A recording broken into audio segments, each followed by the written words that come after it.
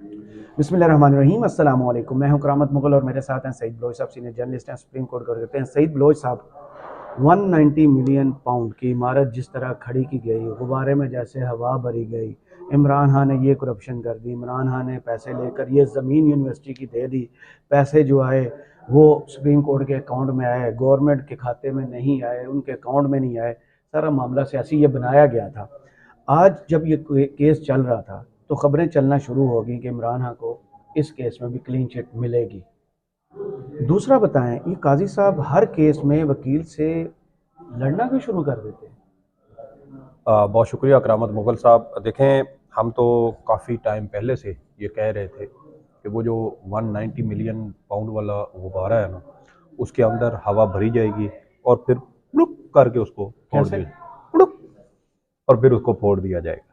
ठीक है, यही हुआ, यही हुआ। नहीं, आप हंस रहे हैं ना, उधर देखे ना। मैं तो आपकी साउंड से हंस रहा हूँ ना, जो आपने प्रूव किया इसी तरह होगा ना। यही हुआ है आज। जी। सर, हम काफ़ी पहले से इसी बात का थोड़ा सा लाउड निशानदेही बोलें, इतना इसी भी। इसी बात की हम निशानदेही कर रहे थे कि ये इसके अंदर कुछ भी नहीं है। अगर इसके अंदर ज़रा सा भी मटेरियल होता, ज़रा सा भी इसमें सब्सटेंस होता, तो आप देखते कि आफ्ताब सुल्तान साहब को इस्तीफ़ा ना देना पड़ता। देखें ना, कोई भी ब्यूरोक्रेट हो जो इतने बड़े ओहदे पर रहा हो, DGIB रहा हो, और अब वो देखें कि आपकी वो एक बड़ी सिविलियन इंटेलिजेंस एजेंसी है और उसके सरबराह की हैसियत से वो चेयरमैन नैब तैनात हों और अपने ही मंजूर करदा उनके जो रहनुमा हैं वो उनको तैनात करें और फिर वो उनकी हुक्म अदूली करते हुए वो इस्तीफ़ा दे दें, तो ये कोई छोटी बात नहीं है। इसका मतलब ये है कि उस इस्तीफ़े की वजह कोई बहुत सॉलिड कोई उसकी रीज़न थी, और वो सॉलिड रीज़न यही थी कि 190 मिलियन पाउंड में कुछ भी नहीं था। सही। और इसी वजह से उसको मीडिया ट्रायल के लिए यूज़ किया गया।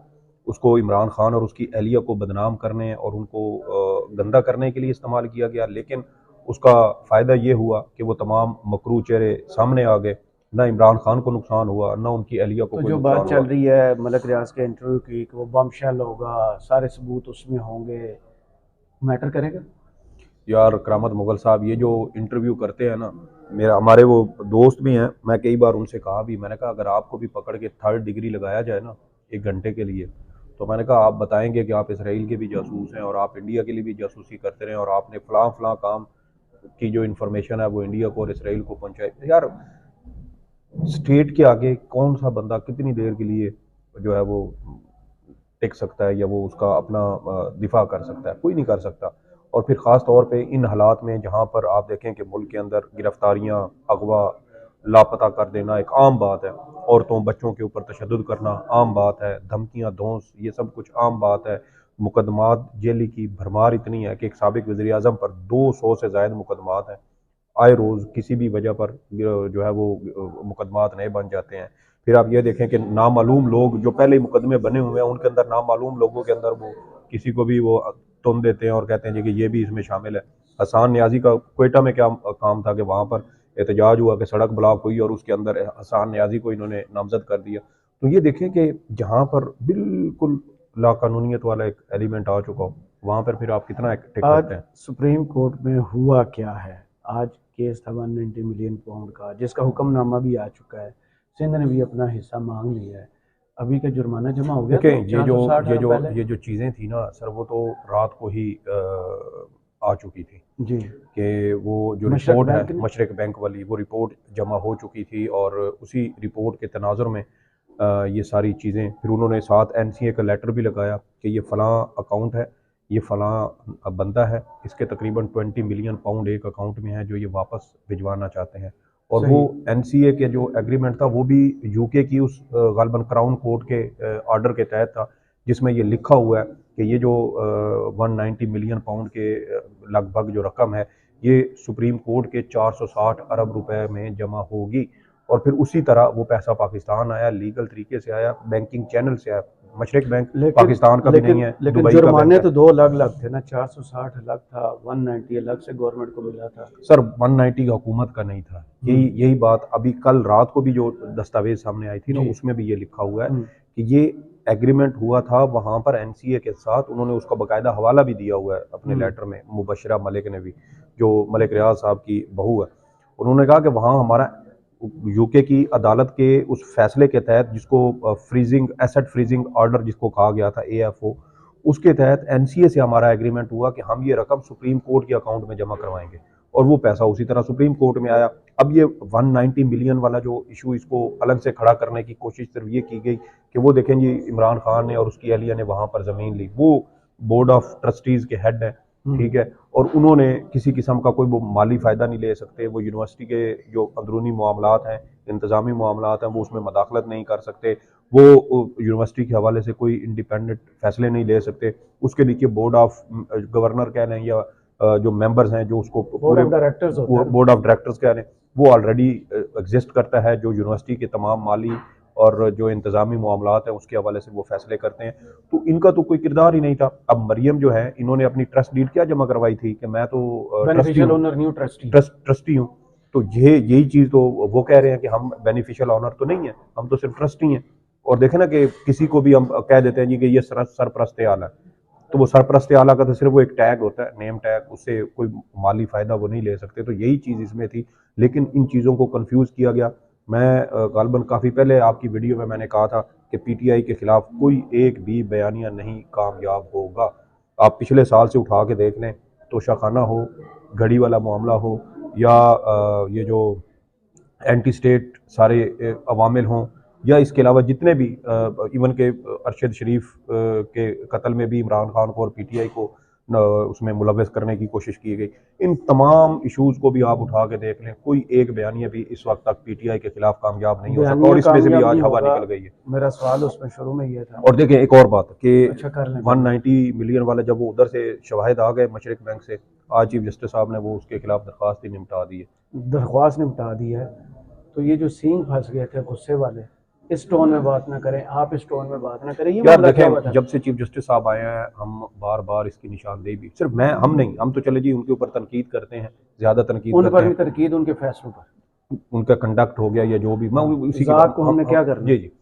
तो दूसरी जानिब जो चीफ जस्टिस साहब की तरफ झुकाव रखने वाले हमारे दोस्त हैं, साफी फैन दोस्त हैं, क्लब। फैन क्लब, वो भी अब उनसे बहुत ज्यादा इस चीज के ऊपर मतलब मैंने खींचे आज खींचे पढ़े नजर आते मतीउल्लाह हैं, जान के ट्वीट्स पढ़े। खींचे खींचे नजर आते हैं कि यार ये क्या कर रहे हैं। देखें, वो जो फैजाबाद धरना केस था, उसमें चेयरमैन पैमरा के साथ, पैमरा के वकील के साथ जो कुछ हुआ, वो आप देख लें। प्रैक्टिस एंड प्रोसीजर कानून में, चले वकला को तो छोड़े, जजेस के जो जिस तरीके से उन्होंने बार बार उनको स्नब करते थे, रोकते थे, सवाल टोकते थे, सवाल ना करें। फिर देखें कि आपको वो गालबन चौथी या पांचवी समाअत थी, जस्टिस मुनीब को एक पर्ची देना पड़ी, और उस पर्ची के बाद फौरन समाअत मुलतवी हुई, आधा घंटा लगा, 38 मिनट की ब्रेक हुई। वहाँ जजेस ने दोबारा अपने शदीद तहफ़्फ़ुज़ात का इजहार किया। जज चैम्बर वो अदालत वापस आई तो चीफ साहब बहुत ज़्यादा काम, कूल और बिल्कुल रिलैक्स। तो ये वो चीज़ें हैं, टेम्परामेंट का उनका इशू आज से नहीं, बहुत पहले से है, और वो बार बार इस चीज़ का हम निशानदेही करते रहे। इवन के जो उनके फ़ैन क्लब के लोग हैं, वो भी इस बात को तस्लीम करते हैं कि टेम्परामेंट का इशू सबसे बड़ा इशू है, और वही चीज़ बार बार आज किस बात पे गुस्सा आया तुम्हें? देखें, आज हुआ यूं कि कल वो जो NCA वाली और वो 20 मिलियन पाउंड वाली जो आई थी ना, रिपोर्ट जमा हुई मशरक बैंक की, वो अब बदनीयती इसको कह लें या कोई चाल कह लें कि वो रिपोर्ट आज बराह रास्त अदालत में पेश की गई। अच्छा।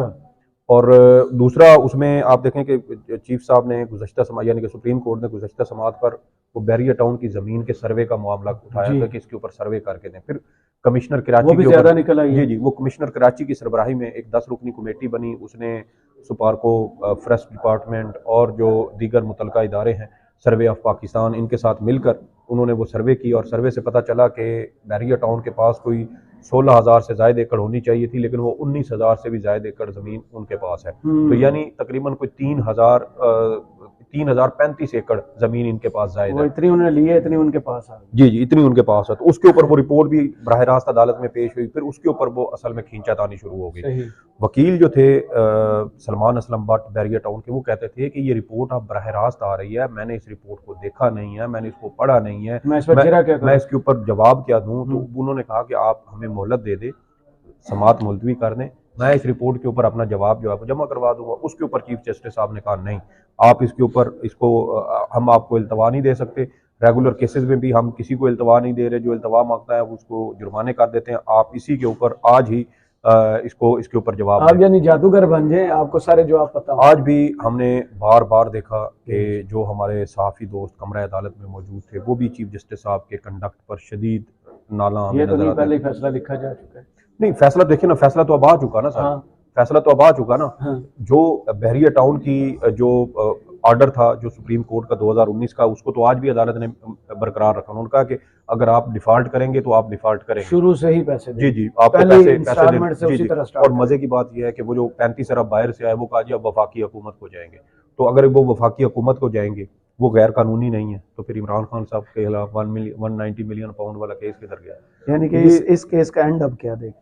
एंड खत्म, द हाँ। Finish, time time fish. तो इमरान खान का जो रोल वो कह रहे थे पैसे दिए ज़मीन ली, वो क्या होगा? तो ढूंढ ले, साबित करें, साबित करें। तो यही तो हम पहले कहते थे कि सर इसमें से कुछ ये नहीं मैंने निकलना। वीडियो करनी है आपसे, MCQs नहीं पूछ रहा। सर मैं वही कह रहा हूँ कि ये इसके अंदर से कुछ भी नहीं निकलना था, ना ये पहले निकलना था।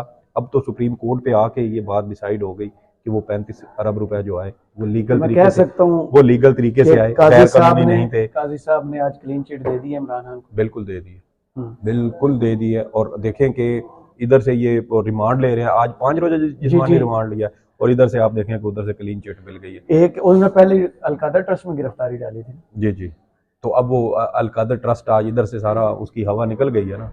तो ये सर देखें कि अच्छी कि खबरें, मैं कह सकता हूँ अच्छी खबरें आना शुरू हो गई। सर मैं तो ये मैंने काफ़ी पहले ट्वीट किया था कि यार आपके सारे ट्वीट बंदा सुने याद सुने रखेगा। सुने आइंदा आम इंतखाबात से, मैं अभी भी वैसे मेरा ये एक मेरी ऑब्जर्वेशन है, मेरे पास इंफॉर्मेशन नहीं है, लेकिन मेरी एक अपनी राय है कि आइंदा आम इंतखाबात से पहले शायद इमरान खान साहब तमाम बड़े सियासी मुकदमात से बरी हो जाएंगे।